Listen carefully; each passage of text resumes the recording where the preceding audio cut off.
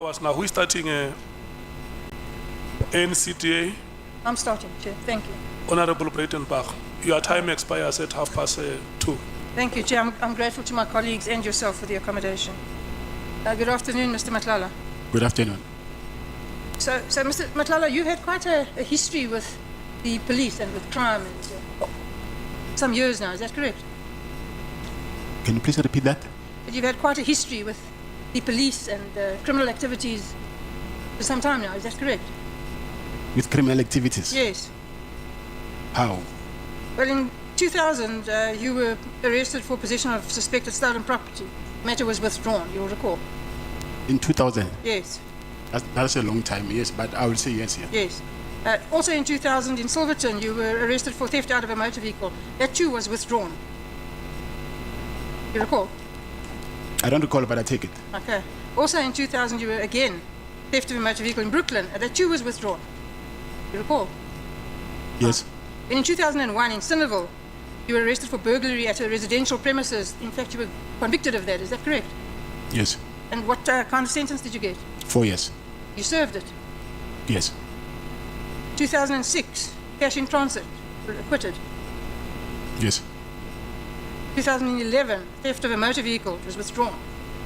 Yes. 2012, house robbery, possession of suspected stolen goods, withdrawn. Yes. 2012, Brooklyn, common assault, withdrawn. Yes. 2012, in Matlala, possession of housebreaking equipment, withdrawn. Yes. 2013, in Alberton, house robbery, withdrawn. Yes.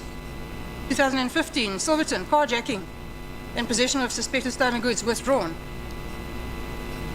Yes. 2016, possession of a firearm without a license, impersonation of a police officer, resisting and obstructing or assaulting a police officer, withdrawn. Yes. 2018, attempted murder, withdrawn. Yes. That's quite a checkered history. Most people don't rack up that kind of history with the police. Would you agree?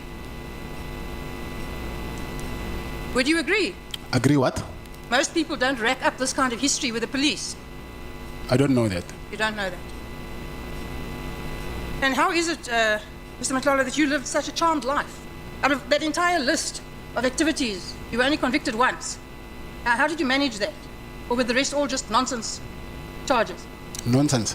Yes, were they just nonsense charges? No. How is it that you were, everything was withdrawn or you were acquitted? Was I supposed to be convicted? Well, if you were guilty, yes. Yes, if I was guilty. Yes. Yes. So you're saying you weren't? That's why they were withdrawn. All of those? Yes. I see. So, despite this long history of what I regard certainly as a checkered past, you have a long history of dealing with police officials, and you have unusually close access to very high-ranking officials. Why is that? Why do I have... Mr. Matlala, we're not going to get anywhere. I have 30 minutes. It's a short period of time. I could spend easily 3 days with you. Yes. So please listen to the questions. I don't want to answer something that I don't understand. Please listen to the questions. Yes. And try and answer the question. Don't repeat what I say. It's not helpful. You have a long history with the police. And yet, despite that, you have unusually close access to high-ranking officials. Why is that? I wouldn't say I have close... like I said before, it's not only high-ranking officials. It is different people. So they are part of them. I see. So, I've been a prosecutor for 26 years. I've been in Parliament for 14 years. And I don't have any generals in the police on speed dial. Yet you have an entire list full of them. How does that happen? Some of them it was because of the contract that I was having with them. Yeah, and the rest? It's people that I know. You just know them? Yes. I see. So what legitimate basis does an ordinary businessman have to have this level of access to police leadership? I don't understand how I must answer that. It's fine, then we'll move on. But did any police official ever question why a private individual like yourself had such close access, deep connections with high-ranking police? No. No. It took it as quite natural. I said no. You currently hold a license for all the firearms, your personal firearms? Yes. How many?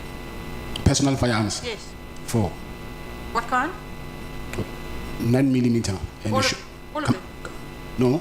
9mm and a shotgun and an assault rifle. That's 3. 2 9mm. And how did you get these licenses? You apply for them at the police station. Did you apply for them in the normal course? Yes. No favors? No. No money changing hands? No. You're quite sure? Yes, those firearms actually, they've been, I think 2 or 3 times they've been, the police have took them and go and check how did I get those firearms. So I think 2 or 3 times. I see. See, most people in South Africa would struggle to get a firearm license with a previous conviction like yours, yet you had no difficulty. Unless it's a violent crime, I will agree. How did you manage to get a security company registered with your criminal conviction? With my what? Your criminal conviction. Yeah, but you're raising your voice now, so I do not understand why you're raising your voice. You keep asking me to repeat myself, so I'm assuming you can't hear me. My criminal conviction is in 2001 and it's a non-violent crime. Yes, that wasn't the question. The question was, how did you get a security company registered with a previous conviction? That is an answer. A previous conviction that has nothing to do with violent crime, so there's no exception. I see. Now, the tender that you got from the South African Police Service was for the supply of which services exactly? With the SAPS, it was medical assessment. Of whom? Of the SAPS officials. You weren't a director of the holding company, is that correct? That's what you said yesterday. Yes. Did you disclose that to the police when you applied for the tender? No.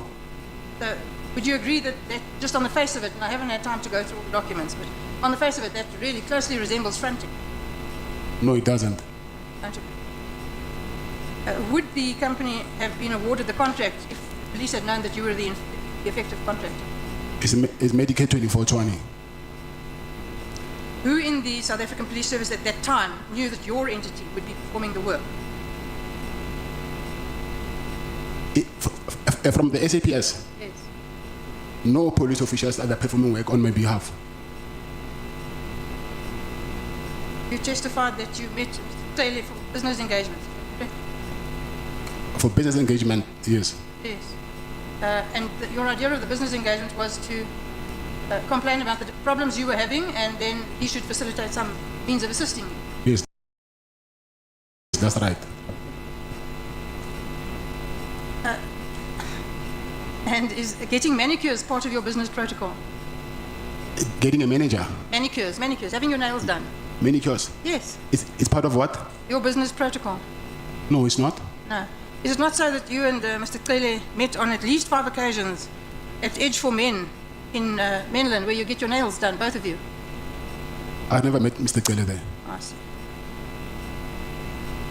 And the 500,000 rand you say was because Klele asked for it, and it was in return for him having facilitated getting rid of the difficulties that you were having. So getting rid of the harassment and sorting out your problems that you were having with the police. Is that correct? Did I understand you correctly? I said to you that after he helped me, he said to me, I must give him money because he also helped me. I didn't say I gave him money because of he helped me. He the other way around. No. I accept that's what you say. But you asked him for assistance, he gave it, and then you asked for money. Yes, that's true. In return for that assistance? Yes, that's true. Yes. What do you think that is? Is that a business relationship, or is it just being good friends, or? I will say he's returning a favor. It's returning a favor? Yes, I will say that. So you were returning the favor? Yes, according to him, yes. I see. And you don't think that's corrupt? No. So you don't think that Mr. Klele interfering, using his position in the police, to interfere with police processes, make them go away, and then when he does that, you pay him $500,000. That's not corruption?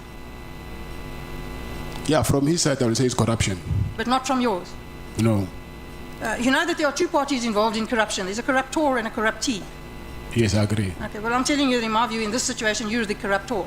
Okay.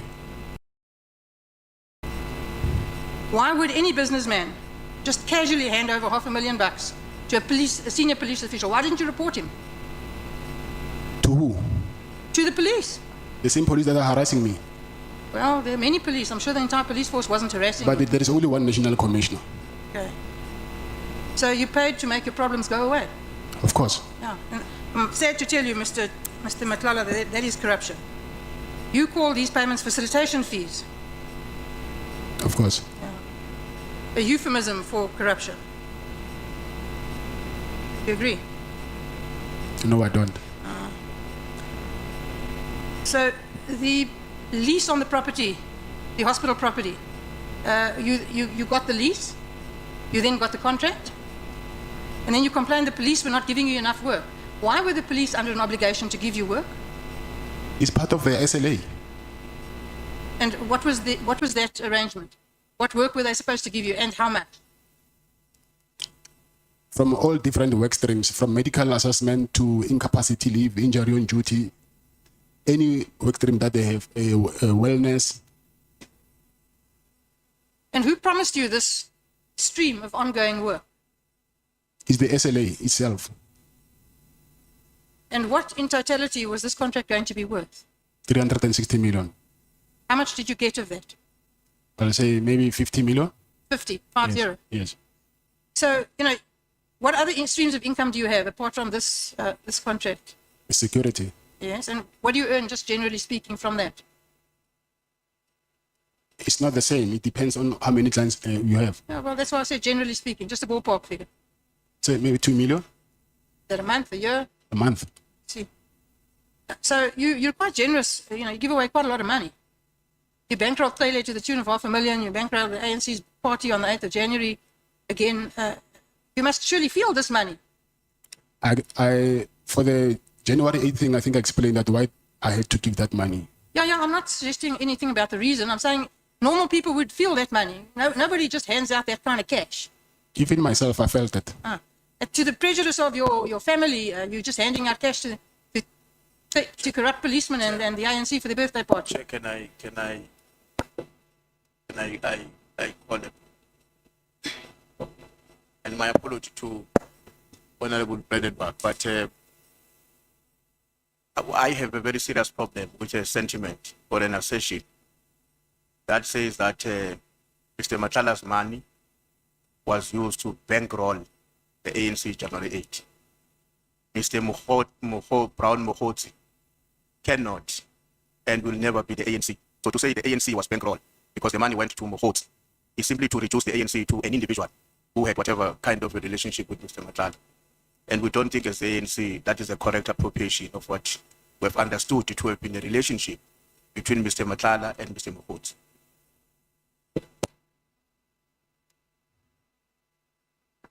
Did Mohotsi ask you money in the name of the ANC?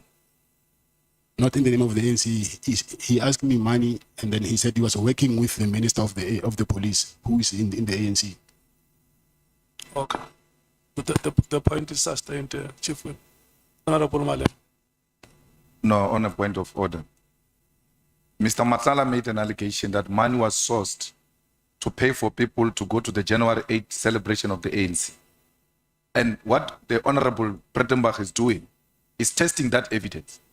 And you cannot restrict her because we want to arrive perhaps at a conclusion that the money was for Mohotsi or was for the ANC. So it can't be that when we are now testing the evidence that was led here, January 8th is of the ANC. People were paid transport, accommodation, and all of that, including buying table in the dinner of the ANC. So we're testing if this money is to benefit of the ANC. So we're now at the point of testing the evidence. We're not at the point where we can say we have now concluded that the money was from Mohotsi. It can't be. We're testing that evidence, and the ANC was mentioned in the evidence in chief. Yeah.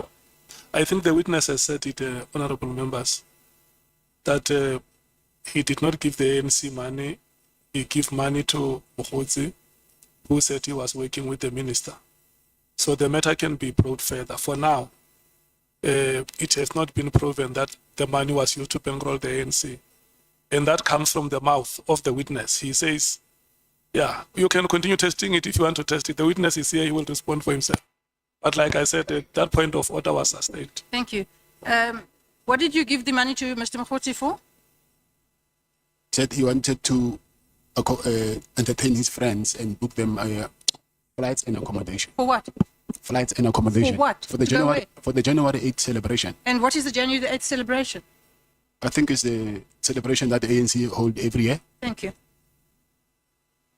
So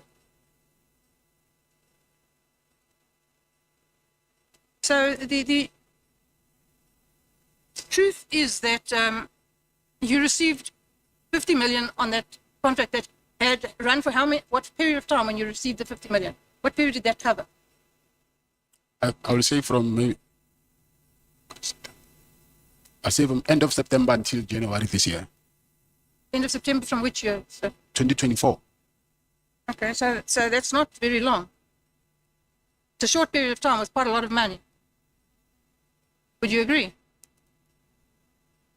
It depends on the kind of work that you're doing. Yes, well, I'm asking you, it's a lot of money, in my view, for that short period of time. So what was your profit margin on that 50 million? 30%? 30%. Yes. Andy. And so, it would appear to me that these massive payments were just not justified, that they were just rubber stamping money into your account. Would you agree? No. Your business depended heavily on the police service contract, is that correct? Yes. And that's why you were desperate to keep the contract alive Yes.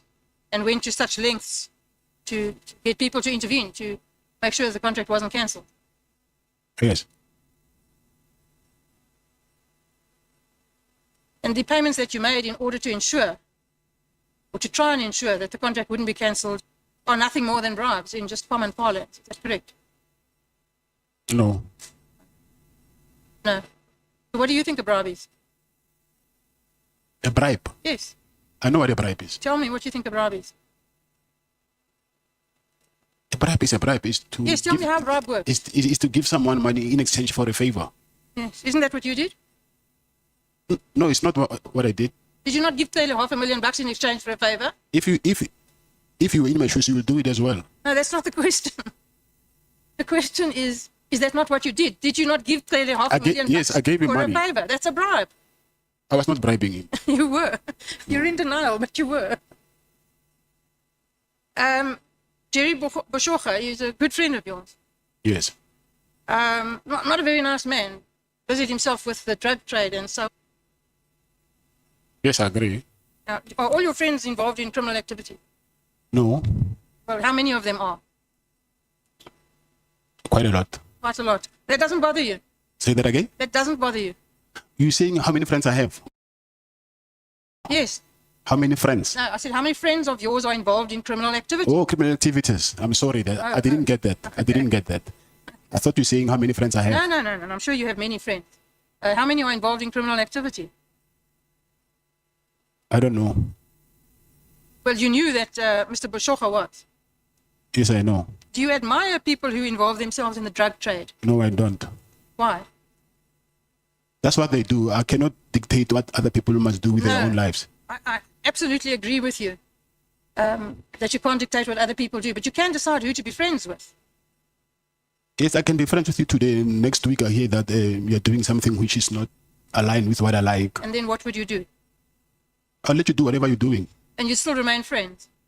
Yes, on conditions. What conditions? What conditions could there possibly be I can for only- remaining friends with a criminal? I can only meet you at church.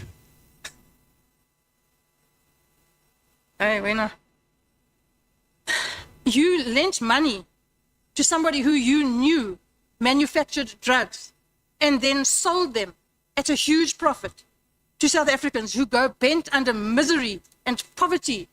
And your friend and people like him, keep them there. That doesn't bother you. It does. But you still gave him money.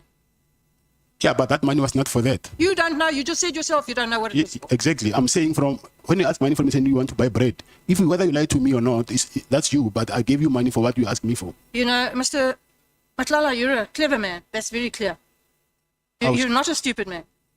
You've been around. You know about business. You know about crime. And you are not the naive person you're trying to portray. I don't believe you for 1 minute. Now, have you ever heard anything about Mr. Boshocha again? Where is he? I don't As know. far as I'm aware, he hasn't been heard of again. Yes, I don't know. And what happened to his business? I don't know. And what happened to the money he still owes you? Not been paid? Yes. Yeah. Yeah. Very suspicious. That whole thing is suspicious. Does it not rouse your suspicions? This disappearance. It's suspicious. Yes. Of course, it's suspicious. Yeah. Where's his wife and his child? At their house, I think. They've returned, just not him. They have what? Have they returned? It's just him that has not returned. They were never kidnapped. Oh, they were never kidnapped. They were never Oh, kidnapped. I see. I thought they were all kidnapped. When you travel to KZN to meet Mr. Taylor, you go in a convoy of 6 or so cars with up to 14 men, you say. Yes. Well, unless you're an incredible show-off, what is the necessity for that? I'm in business. I'm advertising my business. Okay, so are all those cars branded? No, they're not. So then how do you advertise your business? They've got number plates. They've got number plates. Yes. Are they branded? No, they're not. Okay, well, then you'll agree with me that makes no sense. It makes quite a lot of sense. Okay. Do you travel in blue light convoys with this paramilitary style convoy of yours? No, I don't. You used to To do what? travel with blue light convoys? No. Yes. And how did you access those blue light convoys? I never used blue lights. Never ever. Yes. So anyone who says you did is a liar. I'm not saying it's a lie, but I'm saying I've never used them. Okay. The protection that you supplied in Ekurhuleni, you supplied protection to the municipal officers, I think. Correct me if I'm wrong, and also sometimes to the mayor. Is that correct? The mayor is How did that happen? through the. By then he was a chief of operations. Who? Mr. Julius Mkwanazi. So he arranged for your company to protect the mayor of Ekurhuleni. Yes. And did you get paid for that? No. Did it free? Yes. Now that's not a very good business model. It is. Okay. You donated vehicles to the Ekurhuleni Metro Police. Yes, I did. Why? Like I said before, I wanted to do medical response for them. So I did that as to show good faith. Yeah. How many? Vehicles? Four. 4 vehicles. Yes. What kind? It was 2 BMWs, 1 Mercedes, 1 VW Golf GTI. Don't mess around. And was there any benefit from this donation? No, there was no benefit at all. Did no business flow from it? I was expecting it, but it never happened. Also, not a very good business model. It was. The intention was. I see. So I would suggest to you that the reason that you drive around in a convoy like you do, got nothing to do with safety. It's just to promote your image and intimidate people. I don't agree with that. You don't. Do you have any links, business relationships with anybody who's a member of the Boko Haram gang in Pretoria? No, You don't, or you're not aware of it? no, I'm not. So you don't have those relationships. No, You've admitted to bribing, although you think it's not bribing, police. Have you bribed anybody else in the criminal justice network? Have you bribed judges? Have you bribed prosecutors? no, Have you done favors for them? no, Have you given them gifts in No. exchange for favors? no. No. So I've only got 5 minutes left, so I'm going to wrap up. In my view, Mr. Matlala, you're not a businessman. You're a crook. I am. You're a thief. You're a fraud. And you're corrupt. And the problem in this country today is that people like yourself clothe yourself in the respectability of calling yourself a businessman when you are nothing but a dishonest thug. You make an illicit fortune by stealing from the poorest of the poor. It's people like you and your associates that have robbed generations of South African children of their futures. Shame on you, sir. I'm finished, Chair. You